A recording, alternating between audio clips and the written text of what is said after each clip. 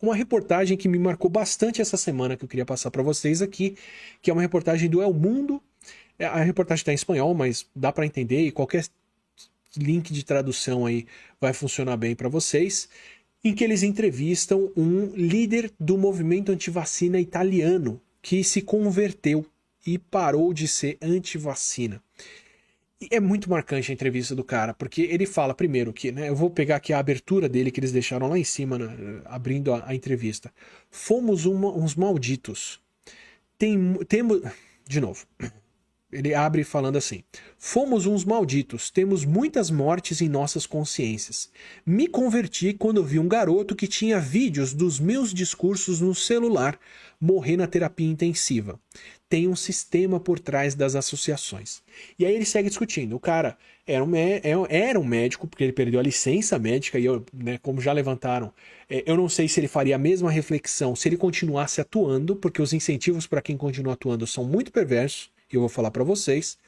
Fez muito discurso anti-vacina, foi para palanque, fez a conversa, e pelo visto caiu na real quando estava num hospital, numa UTI, tinha um garoto de 29 anos internado com o Covid que morreu, e os pais vieram contar para ele que o filho era fã dele, assistia a ele, que não tinha se vacinado por conta do que ele falava.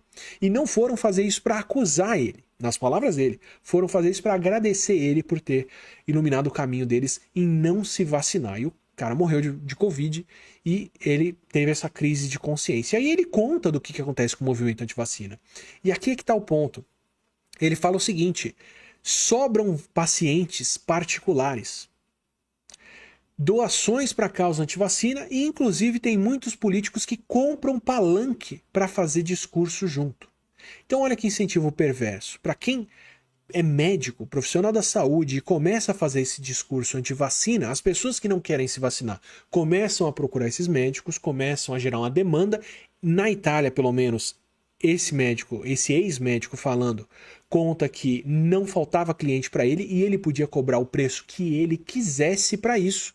E ele ainda tinha muito espaço para discursar em outros meios, para subir em praça pública e falar as coisas. E quando ele ia fazer isso, vinham os políticos falar: olha, aproveita e fala de mim, fala do que a gente tem feito aqui, fala dessas coisas, e faziam essa associação. Então, nesse ano de eleição de 2022, acompanha para ver quanta gente do movimento antivacina, do movimento cloroquina, do movimento ivermectina não está saindo aí candidata ou está promovendo candidatos para ganhar votos. Talvez estejam seguindo essa linha de incentivos. Eu, em particular, não pretendo me candidatar a nada aqui, não estou me candidatando a nada e nem preciso de foro privilegiado para falar que vacina funciona e cloroquina e ivermectina não funciona contra a Covid, porque isso é o certo e isso é o que tem evidência científica sobre.